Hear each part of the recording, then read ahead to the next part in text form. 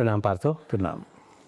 Partho, we had discussed an overview of Ashtavakra Gita in one of our previous podcasts, like how Ashtavakra is more direct, radical conversation between Ashtavakra and King Janaka. I wonder if we can start by getting some key learnings from Ashtavakra, starting from some of the shlokas or the core messages that had come out of it, to try and understand it to as well as we can, without necessarily reading all of it, but just covering the key aspects. So, as I said the last time, Ashtavakra Gita is radical Vedanta, and because it's radical, it's also very simple.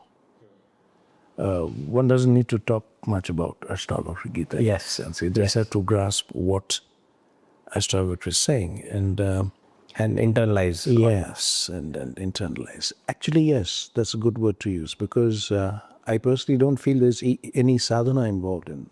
You can't practice this. Yes. Just live it and internalize it. Internalize. And internalize it so deeply that it goes straight into your soul, as it were.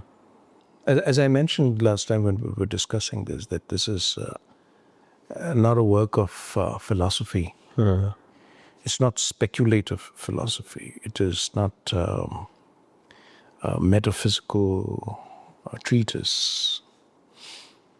It is what in Sanskrit we call darshan. Darshan is not entirely philosophy. Darshan is more to do with seeing a thing as it is, from the word drish, which means to see. Philosophy is thinking about something and then reasoning it out, and then building arguments for it, trying to convince you intellectually. But darshan is, I've seen this, this is how it is, and that's exactly how I tell you. This is it. The Ashtavakra Gita begins with Janaka, who is the student, asking the master, who was Ashtavakra himself, how does one acquire knowledge? How is it acquired? And how can one be free? How can one attain liberation? It starts with that question, the question of all questions, really. It cuts Very pointed. Very pointed. and comes straight to the point. How to get liberation? Tell me. Simple. So, Ashtavakra replies very, very simply, if you really want that, you really want to be liberated, then first, shun all attachment and identification with this material world. Shun all the objects of senses, which means shun all desire. Now again, in Ashtavakra, it's not that you have to shun desires because of this and this and this reason, or treat the objects of senses like poison, which he says later on. But simply because the self is beyond material Existence. acquirements. No, let me get this right. A better way of saying it, the self is not material. Let's put it that way. The self is not material. The consciousness that you are, the self, Atma. In Sanskrit, when we say Atma, that is what self means. So in English, when you say self, then there's the scope of misunderstanding. There's a lot of ambiguity with the self, because you have the psychological self, the emotional self, the intellectual self. But in Sanskrit, Atma. So self-realization is realization of the Atma. Atma-nubhati. The anubhati of the Atma. Direct experience and realization of the Atma. So when you say Atma, it becomes very clear, very precise. No ambiguity involved. So what is Atma? Atma is that which is not the mind, the intellect of the mind, not manas, chitta, buddhi. It's not the ego, ahankar. It's not manas, chitta, buddhi, ahankar. It's not matter. It's not nothing to do with the senses. It's nothing to do with any object of the senses. Whatever is outside of you is not you. So whatever you are aware of, whatever you're conscious of, is necessarily outside of you and therefore not you. And there's nothing to do with the Atma, with the self. So the moment you understand that, then why would you waste time wanting objects of the senses? Shun the objects of the senses like a person, as if they were personal. Why person? Because it will not let you find liberation, freedom. Why? Simple logic. As long as you're attached to that which is outside of you, how can you realize that which you are? Because you're identified with the external objects of the senses. The whole world actually is an object of the senses. Correct. And you're identified with that. All your attention is running towards that and into that. So it's a contradiction to say that I want liberation, which means what? Liberation, let's understand again in this pure Vedantic sense, liberation means attainment of the self. Liberation is not freedom from the world, as many people believe it to be. It's not liberation from the cycle of births and deaths and all that. These are connotations, implications, but not the essential meaning of moksha. Moksha is what they're talking about. So moksha is not liberation from the cycles of birth and death or escape from the illusion of the world. And moksha is attainment of true knowledge, which is Atmanubhati. That direct realization of yourself as Atma, as Brahma, as the divine. Because Atma is Brahma. So when you realize yourself, your inmost self, the Atma, to be that supreme, universal, cosmic, supercosmic divine, you attain moksha.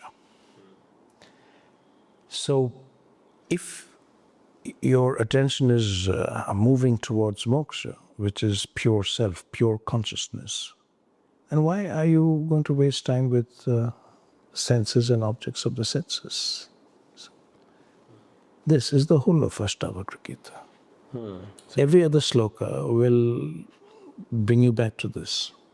So it's like trying to break away from the sensory loop we are so used to and stuck with. Because after that, I mean, whatever we just discussed, immediately after that, the third sloka of the Ashtavakra Gita, Ashtavakra is telling Janaka, you are neither earth, nor water, nor fire, nor air, nor ether.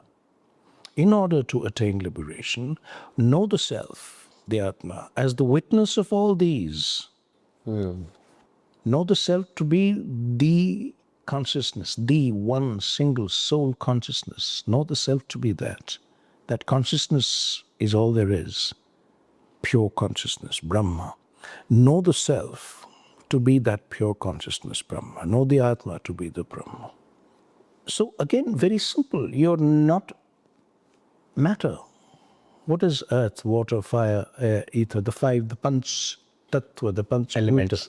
the elements of Prakriti? You're not any of them. Because you're experiencing them, aren't you? You're experiencing. You can experience all of them, so you cannot be them. What you're experiencing is outside of you.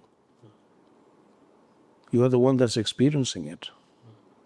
So if you're not any of these elements of Prakriti, you're not Prakriti. Prakriti is matter, energy. You're neither matter nor energy. What are you then? You're the pure consciousness. Know yourself as that. And the thing is done.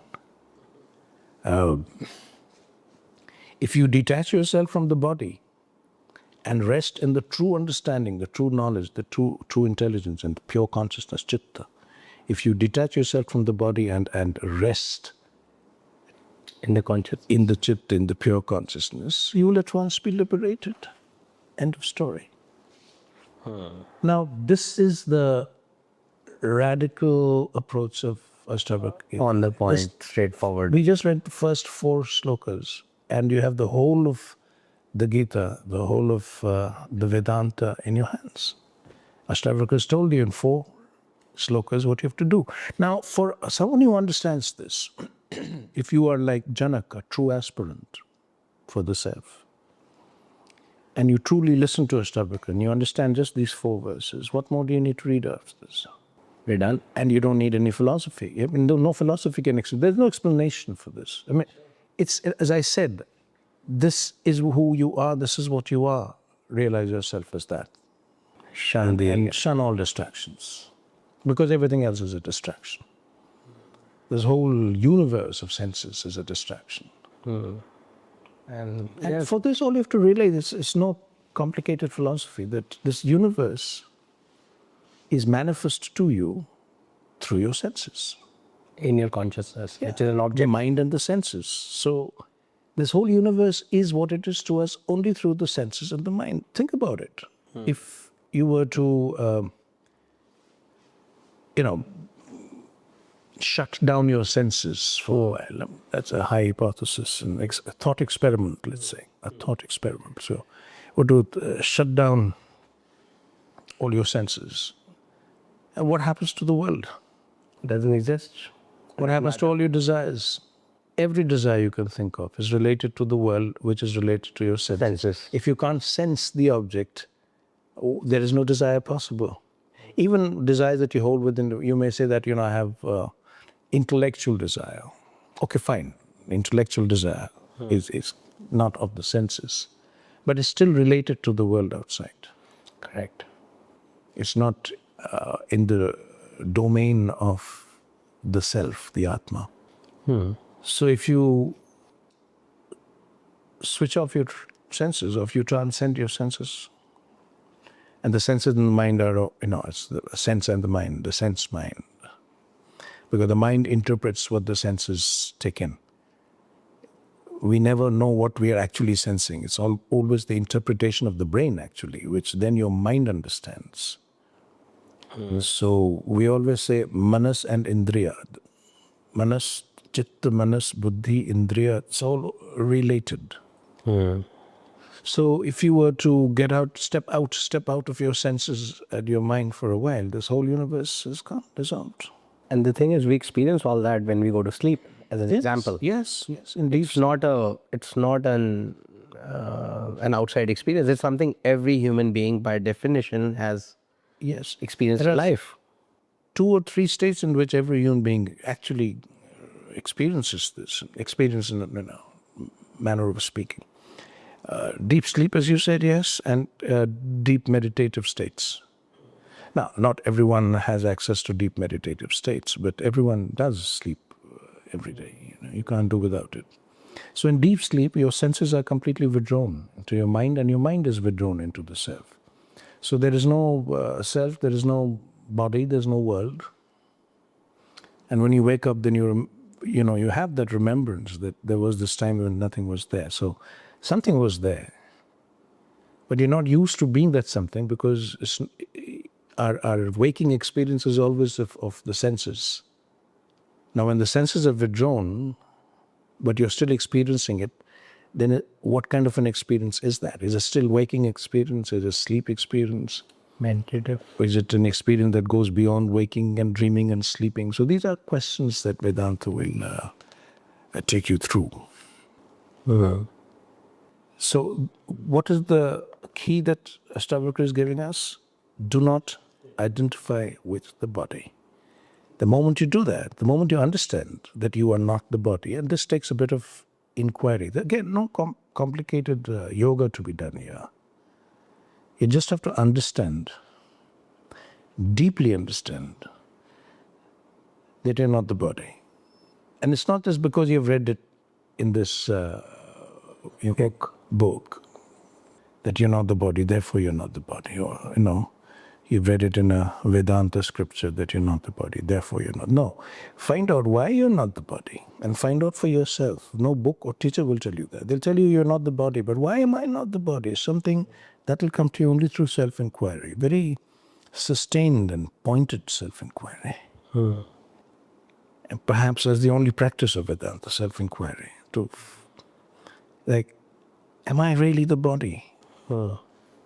And if you really ask that question and follow through with it, you will soon find out you're not the body. And the moment you touch that realization that, I cannot be the body, then stop identifying with it. You're still living in the body, fine. But it's like you're wearing a shirt. You're wearing a shirt, fine. Just keep it clean, keep it. I don't have to get identified with it. Yes. I can take care of it, but I don't have to. Yeah, you're right. Similarly with the body. You can take care of the body, but don't get identified with it. The moment that happens, that you're not identified with the body, then you're no longer identified with the sense life, with the material existence. You're still there, you're still living it all, but you're not identified. So your attention is no longer fixed there. Now it's moving inward. A new identification will now rise, the identification with consciousness itself, with the Atma. And that's what Ashtavakra Gita is all about. Really curious what else is there after this, because it says it all, covers it all. Of course, I'm sure they talk around things, but this is the core. But this is for a true aspirant. Yeah, maybe this suffices. See, listen, this is a very important question you've asked, Kunal. This is not a book to be read intellectually. Yes. So what does that mean when I say this is not a book to be read intellectually? It's not that I read from chapter 1 to the last chapter and read all the Shlokas and translate it all and understand it intellectually, and I say, okay, I've read the Ashtavakra Gita. That's the intellectual reading. This is a work of yoga. It's Vedanta sadhana. Now, Vedanta sadhana is not philosophy, as I said. It's darshan. It's what you see, what you are.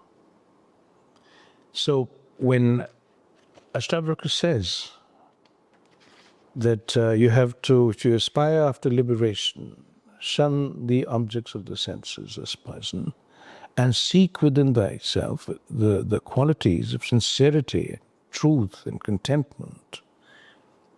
Each of these qualities bring you closer to the Atma. These are Atmic qualities. And shunning the objects of the senses again is going to come to you through an understanding that your true being is not in the body, not even in the mind. That you have to find for yourself. So this reading, if it is not to be intellectual, then what is it to be? So you read this, and then you meditate on this. You go into each word as deeply as you can.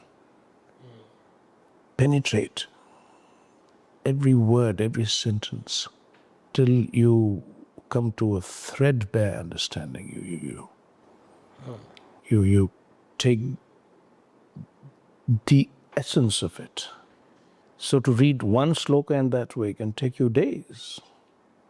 Because now you're not just reading, you're breaking it down, digesting it, assimilating it in almost in your very bones. Then you understand that to understand this, you have to understand you're neither earth, nor water, nor fire, nor air, nor ether.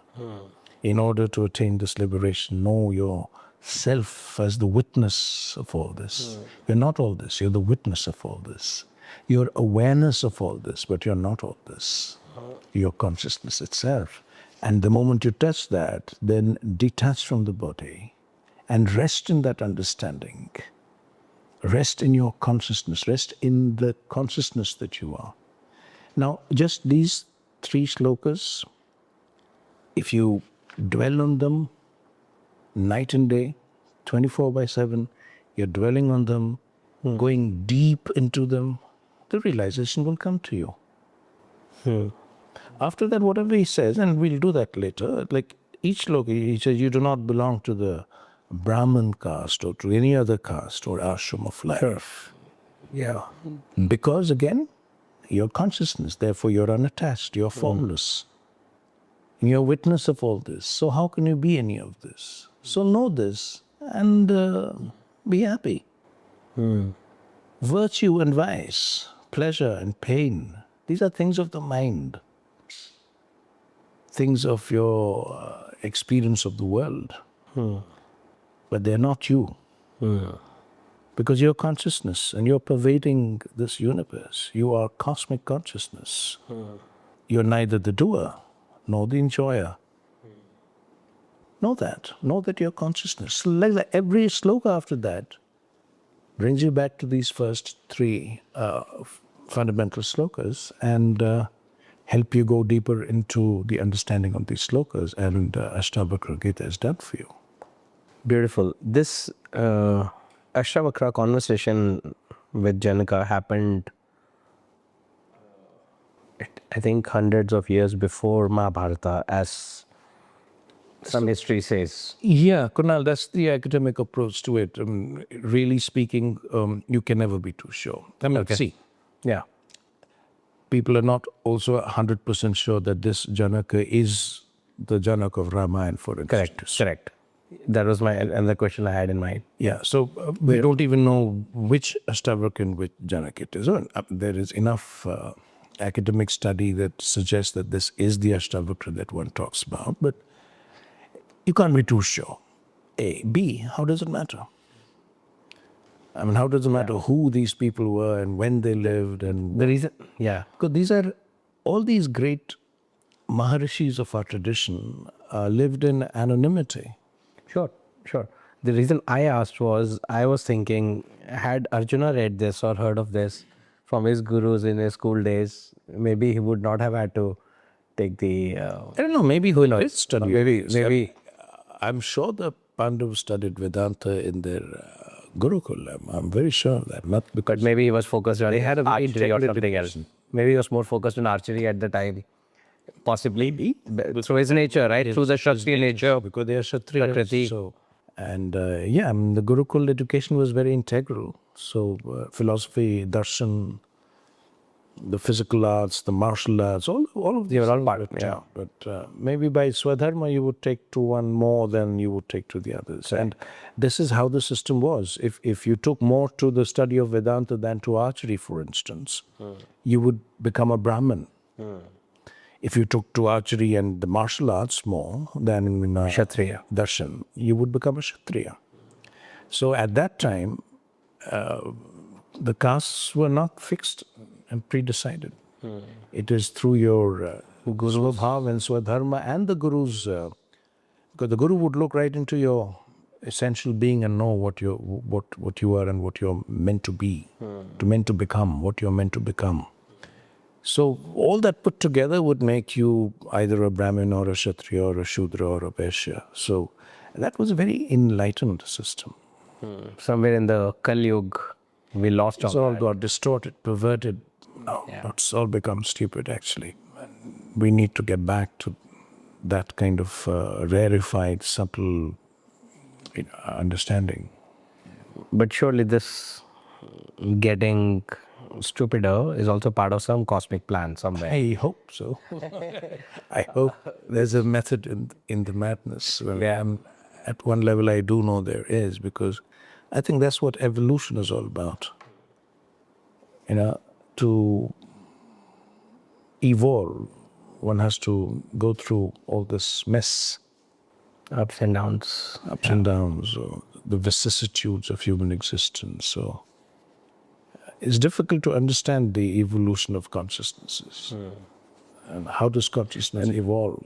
Yeah, well, that too at a cosmic level. That too at a cosmic level. That too at a cosmic. And we barely live in. Terrestrial cosmic. Not, Yeah. It's difficult to understand it at an individual level. Yeah. Here we're talking about individual terrestrial cosmic all together, moving together. Because there are no parts here. No, it's an integrated system. And what is evolution then? As you say, it's above our pay grade for now. Yes. Sure. Beautiful, Partho. Very good explanation and conversation. Thanks for sharing, and we'll continue the subsequent few shlokas and conversations in our subsequent podcasts. So, thank you, Partho. Thank you.